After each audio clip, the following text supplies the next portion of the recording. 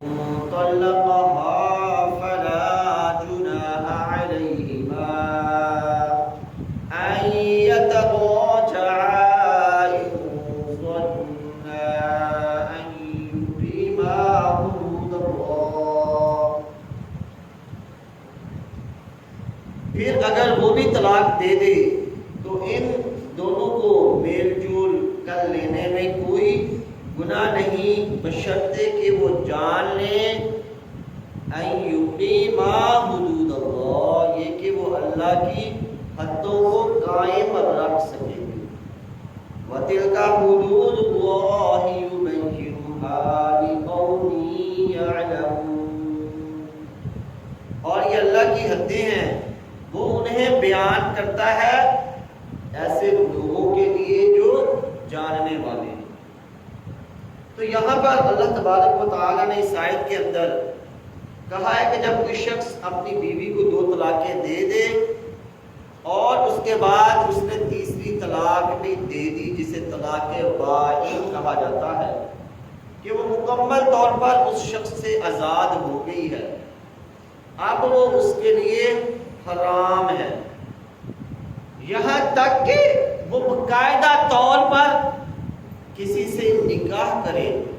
اور نکاح اس لیے نہیں کرنا کہ میں اپنے پہلے خاوند یا بچوں کے پاس دوبارہ لوٹ جاؤں گی۔ ایسے نکاح کرنے والوں کو رسول اللہ صلی اللہ علیہ وسلم نے ملعون قرار دیا ہے، اور آپ نے فرمایا کہ وہ بھی لعنتی ہے جس کے لیے یہ کام کیا جا رہا ہے، اور یہ کام کرنے والا بھی لعنتی ہے۔ تو اسے ہمارے ہاں حلالہ کہا جاتا ہے، اور باقاعدہ طور پر پاکستان کے اندر بھی حلالے سینٹر بنے ہوئے ہیں، جہاں پر آپ گناہ کرتے ہیں، اپنی بیوی کو طلاق دیتے ہیں، اور پھر آپ ایک اور گناہ کرتے ہیں کہ اسے حلالہ سینٹر لے جاتے ہیں، وہ ایک دن 1 رات یا 3 راتیں وہاں پر گزارتی ہے، کسی کے ساتھ کرائے کے سان کے ساتھ، کیونکہ رسول اللہ صلی اللہ علیہ وسلم نے بھی حلالہ کرنے والے کو کرائے کا سان کہا۔ آپ نے فرمایا کہ میں تمہیں کرائے کے سان کے بارے میں نہ بتاؤں؟ صحابہ نے پوچھا یا رسول اللہ کیوں نہیں؟ آپ نے فرمایا حلالہ کرنے والا کرائے کا سان ہے۔ تو یہ آج کی بات نہیں، یہ صحابہ کے دور میں بھی ہوتا رہ گیا ہے، اسی لیے آپ صلی اللہ علیہ وسلم نے اسے کرائے کا سان کہا۔ آپ نے فرمایا کہ جو حلالہ کرنے والا ہے وہ کرائے کا سان ہے، تو آپ نے حلالہ کرنے والے اور کروانے والے دونوں کے اوپر لعنت فرمائی۔ ایک حدیث میں ہے کہ رسول اللہ صلی اللہ علیہ وسلم سے سوال کیا گیا کہ ایک شخص ایک عورت سے نکاح کرتا ہے اور دخول سے پہلے ہی طلاق دے دیتا ہے، کہ وہ میاں بیوی کا ملاق نہیں ہوا، لیکن اس نے نکاح طلاق دے دی، اور وہ عورت دوسرا نکاح کرتی ہے کسی اور شخص سے، وہ بھی ایسا ہی کرتا ہے، وہ بھی طلاق دے دیتا ہے، تو کیا یہ اپنے پہلے خاوند کے لیے حلال ہو گئی؟ حالانکہ اس بات کو گزرے 6 ماہ کم از کم ہو چکی ہو، کیونکہ 3 ماہ کی عدت تھی طلاق کی، طلاق کے بعد اس نے شادی کی، 3 ماہ دوسرے خاوند کے ساتھ رہی، لیکن کوئی بھی خاوند اس کے پاس نہیں آیا، تو اب کیا وہ اپنے پہلے خاوند کہ جس نے اسے چھوڑا تھا اس سے نکاح کر سکتی ہے؟ تو آپ صلی اللہ علیہ وسلم نے فرمایا کہ نہیں، جب تک کہ وہ عورت اپنے خاوند کو اور اس کا خاوند اسے چکھ نہ لے تب تک وہ دوسرا نکاح اسی خاوند کے پاس نکاح کے لیے واپس نہیں آ سکتی۔ اسی طرح ایک روایت ہے جس میں حضرت رفاع کرزی کی بیوی حضرت تمیمہ بنت وہب رضی اللہ تعالی عنہ کو جب انہوں نے آخری طلاق دے دی تو ان کے نکاح حضرت عبد الرحمن بن زبیر سے ہوا۔ اس بیوی کا نکاح حضرت عبد الرحمن سے ہو گیا، تو یہ کچھ دن بعد رسول اللہ وسلم کے پاس شکایت لے کر حاضر ہوئی اور کہا کہ یا رسول اللہ، یہ میرا خاوند میرے مطلب کا نہیں ہے، اسے عورت کے ساتھ کوئی سروکار نہیں ہے، یہ عورتوں کے پاس نہیں جاتا، تو کیا میں اپنے پہلے خاوند کے پاس لوٹ جاؤں؟ تو آپ صلی اللہ علیہ وسلم نے فرمایا کہ نہیں، یہاں تک کہ وہ تجھے اور تو اسے چکھ ڈالے، یا آپ صلی اللہ علیہ وسلم نے فرمایا کہ یہ نہیں ہو سکتا یہاں تک کہ تم دونوں جمع نہ کر لو، جب تک مجامت نہ کر لو تب تک تم پہلے خاوند کے لیے حرام ہو، نکاح نہیں ہو سکتا۔ تو یہ بات یاد رکھیں کہ دوسرے خاوند سے مقصد یہ ہے کہ اس کے ساتھ رغبت کے لیے وہ خاوند شادی کے لیے ہمیشہ کے لیے بیوی بنانے کا خواہش مند ہو، یہ نہ مقصد ہو کہ میں اس سے نکاح کر رہا ہوں تو یہ میرے فلاں عزیز کے لیے یا رشتہ دار کے لیے یا دوست کے لیے دوبارہ حلال ہو جائے گی، میں اس سے اس مقصد کے لیے نکاح کر رہا ہوں۔ اگر اس مقصد کے لیے نکاح کرتا ہے تو ان کا مقصد تو بجا ہے، لیکن یہ نکاح جائز نہیں ہے، اسے باقاعدہ طور پر زنا قرار دیا گیا، اور امیر المؤمنین حضرت عمر فاروق نے فرمایا کہ جو ایسا کرے گا یا ایسا کرائے گا میں ان دونوں کو زنا کی حد مقرر کروں، کہ ان دونوں نے زنا کیا ہے، ان کے اوپر اسلامی شریعت کے مطابق حد مقرر ہوگی۔ خلیفہ وقت حضرت عثمان نے ایسے نکاح کے اندر تفریق ڈلوا دی، ان دونوں کو جدا کر دیا جو ایسا نکاح کرتا ہے۔ اسی طرح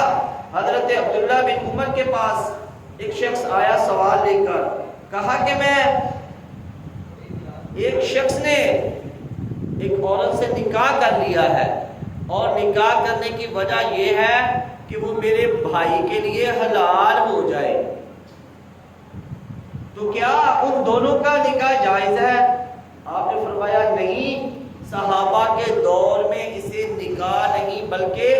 زنا شمار کیا جاتا تھا۔ تو اس لیے میرے بھائیوں، اگر کسی کے خاوند کا ارادہ ہو کہ میری بیوی میرے پاس دوبارہ لوٹ آئے گی، اس ارادے سے نکاح کرواتا ہے تو وہ نکاح کروانا جائز نہیں۔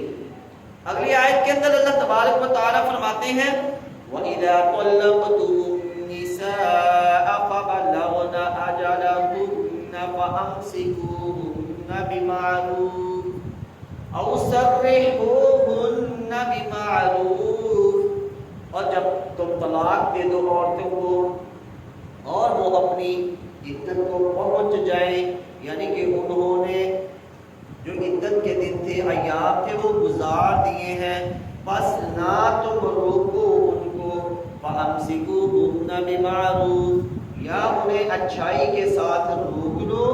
أَوْ سَرِّحُوهُنَّ بِمَعْرُوفٍ، یا بھلائی کے ساتھ جدا کر دو۔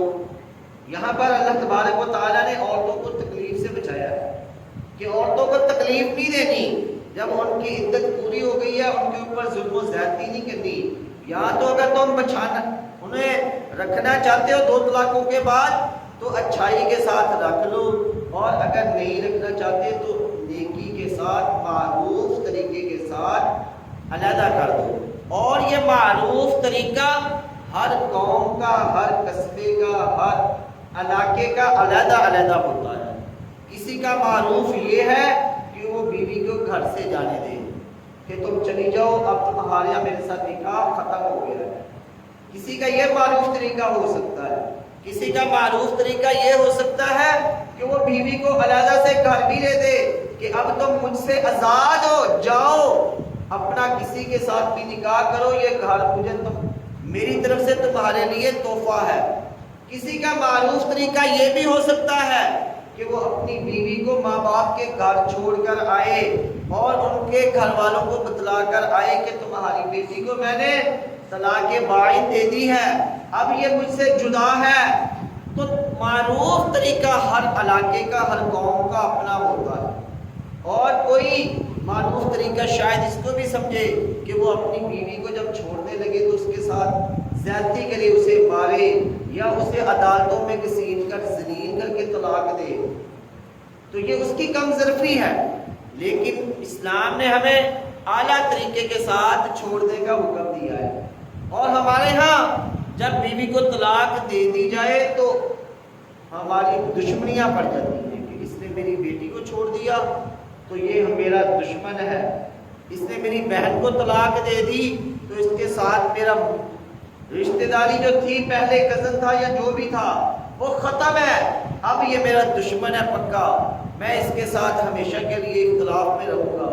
اگر مجھے موقع ملے گا تو میں ضرور اسے ذلیل کروں گا۔ یا بعض لوگ قتل کرنے تک پہنچ جاتے ہیں، حالانکہ اس نے کوئی جرم نہیں کیا، اس نے طلاق دی ہے، طلاق کا حق اسلام نے اسے دیا ہے، تو آپ کون ہوتے ہیں ہم ان کے ساتھ دشمنی کرنے والے؟ میں نے یہاں پر لاہور کے اندر ہی ہمارے ایک بھائی ہیں قاضی ساجد صاحب، ان کی بہن کو طلاق ہوئی اور دینے والا ان کا کزن تھا، ایک ہی علاقے کے اندر آس پاس رہنے والے وہ لوگ ہیں، خدا کی قسم میں نے انہیں لڑتے ہوئے نہیں دیکھا، اور میں نے یہاں تک سنا اس کے بارے میں کہ وہ اپنے خاوند کی دوسری شادی کے اندر باقاعدہ طور پر شریک تھی۔ بعض دفعہ نہیں ذہن ملتے میاں بیوی کے، طلاق مجبوری بن جاتی ہے کہ میاں بیوی کے خیالات علیحدہ علیحدہ ہیں، تو پھر ان کا حل طلاق ہی رہ جاتا ہے۔ تو اب طلاق دینے کا مقصد یہ نہیں ہے کہ آپ اس کے ساتھ دشمنی کر رہے ہیں، بلکہ بہترین حل یہ ہے کہ آپ اس بہن بیٹی کا دوبارہ نکاح کروا دیں کسی اور کے ساتھ۔ لیکن ہم اتنے ذلیل قوم بن چکے ہیں، ہمارے ہاں ایسے بھی لوگ دیکھے ہیں میں نے کہ اپنی بہن یا بیٹی کا دوبارہ نکاح کروانا پسند ہی نہیں کرتے،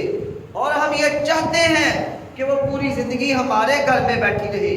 جب تک والدین زندہ ہوں تب تک تو اس کے اخراجات پورے کرتے رہتے ہیں، لیکن جب وہ فوت ہو جاتے ہیں تو وہ عورت یا لڑکی اپنے بھتیجوں کی، بھانجوں کی یا اپنی بھابھی کی نوکر بن جاتی ہے، بیچاری کی گھر میں حیثیت ایک ملازم سے بھی کم ہو جاتی ہے، اور وہ زنا تو چھپ کے کر سکتی ہے لیکن اسے نکاح کا حق نہیں دیا جاتا۔ تو میرے بھائیوں معزز سامعین، اس بات کو سمجھے کہ اگر کوئی طلاق یافتہ ہے، اس کا نکاح ختم ہو گیا ہے، تو آپ کوشش کریں کہ اس کا دوبارہ نکاح کروا دیں۔ رسول اللہ صلی اللہ علیہ وسلم کی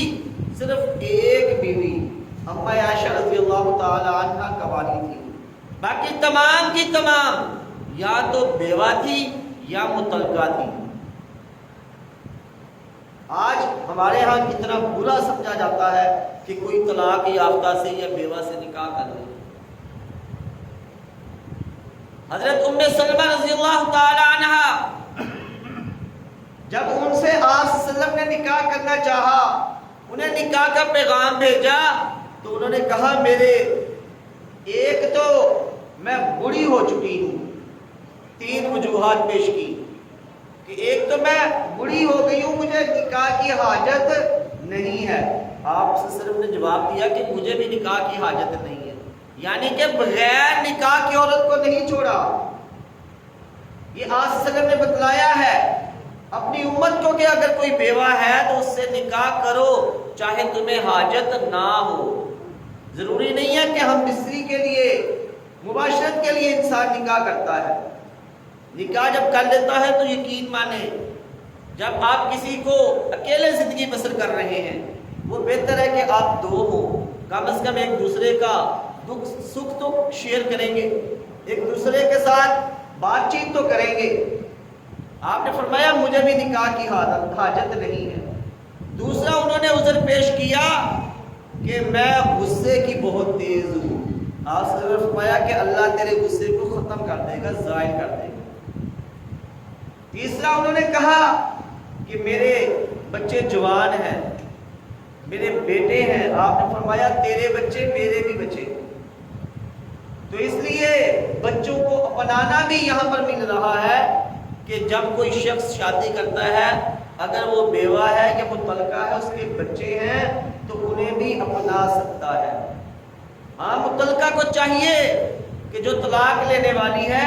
اپنے بچوں کو خامد کے سپرد کر کے آئے، کیونکہ وہ اس کے بچے نہیں، حقیقتاً اس کے خامد کے بچے ہیں، تو وہ خامد کو بچے سپرد کر کے آئے تاکہ اسے کل کوئی مسئلہ پیش نہ آئے، کیونکہ خامد کے پاس بچے رہتے ہیں تو خامد دوسری شادی کرے گا، ان کی اچھی تربیت کر سکتا ہے، اور یہ جو طلاق لینے والی ہے یہ کبھی بھی اپنے بچوں کی اچھی تربیت اکیلے نہیں کر سکتی، وہ بچوں کو ذہنی طور پر مفلوج کر دے گی، انہیں کم تری کا احساس ہوگا، وہ احساس کم تری کے اندر ایسے ہو جائیں گے کہ وہ نہ تو والدہ کے لیے فائدہ مند ہوں گے نہ والد کے لیے، تو اس لیے بچے والد کے پاس ہی، اگر کبھی ایسا معاملہ ہو جائے تو بچے والد کے پاس ہی صحیح لگتے ہیں، کیونکہ والد ہی بچوں کی صحیح طریقے سے تربیت کر سکتا ہے، اور ہو سکتا ہے کہ جب یہ بچوں کو والد کے پاس چھوڑ کے جائے اور والد بچوں کو سنبھالے تو چند دنوں میں ہی والد کا دماغ درست ہو جائے اور وہ طلاق سے رجوع کر لے، یہاں پر اس کا ڈبل فائدہ ہے عورت کا، اگر عورت سمجھے تو، لیکن ہمارے ہاں عورتیں ناراض بعد میں ہوتی ہیں، بچوں کو پہلے تیار کر لیتی ہیں کہ چلو تم نے نانو گھر جانا ہے یا ماموں کے گھر چلتے ہیں، تو اس سے عورتوں کو نقصان ہوتا ہے۔ وَلَا تُمْسِكُوهُنَّ ضِرَارًا لِتَعْتَدُوا،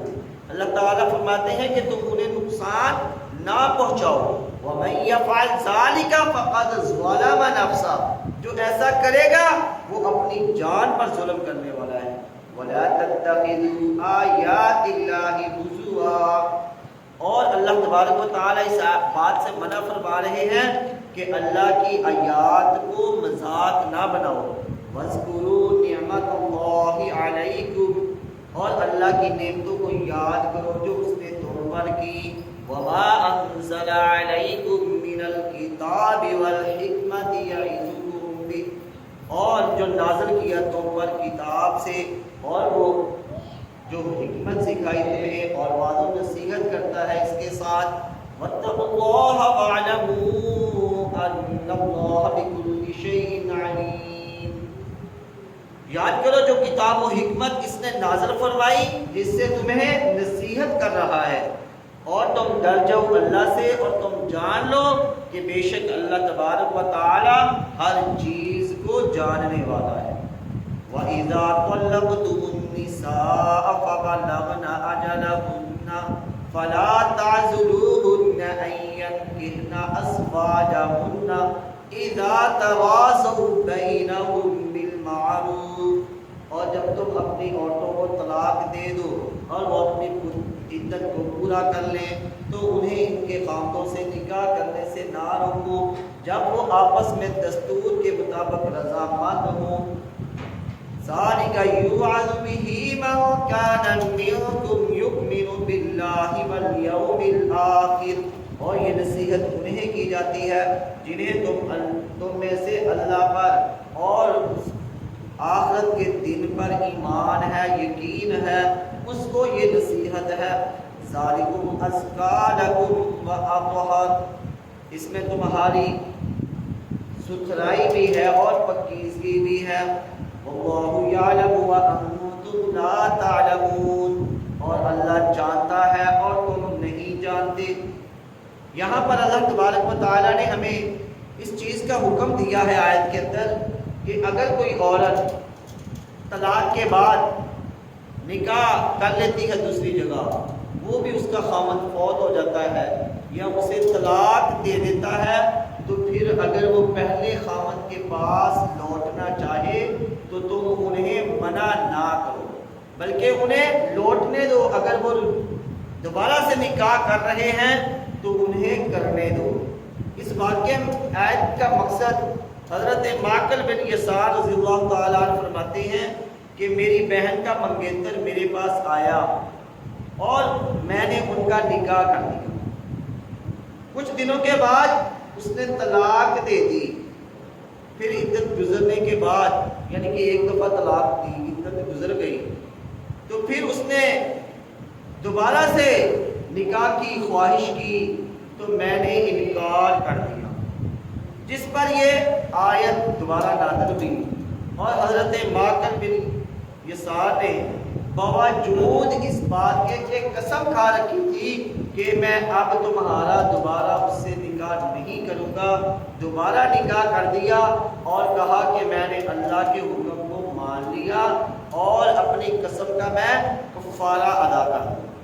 تو اس سے ہمیں پتہ چلتا ہے کہ اگر میاں بیوی راضی ہیں، وہ دوبارہ سے نکاح کرنا چاہتے ہیں، لیکن دوبارہ سے نکاح تب ہوگا جب اس نے ایک ہی مرتبہ طلاق دی ہو یا 2 مرتبہ دی ہو۔ جب تیسری مرتبہ علیحدہ وقت میں طلاق دے دے تو اس کے بعد جب تک بیوی کسی دوسرے خاوند سے نکاح نہ کر لے اور وہ بھی فوت یا چھوڑ نہ دے، تب تک نکاح پہلے خاوند سے جائز نہیں ہے، الا کہ دوسرا خاوند فوت ہو جاتا ہے یا طلاق دے دیتا ہے کچھ عرصے بعد، تو تب نکاح جائز ہے۔ لیکن 3 دن کے لیے نکاح کروانا بیوی کا اور اس کے بعد کہہ دینا کہ میں تو تم سے رجوع کر رہا ہوں، ایسا کرنا اسلام کے اندر جائز نہیں ہے۔ اللہ رب العالمین سے دعا ہے کہ جو کہا گیا آپ احباب نے سنا، اللہ رب العالمین ہم سب کو عمل پیدا کرنے کی توفیق عطا فرمائے۔ آمین۔ وآخر دعوانا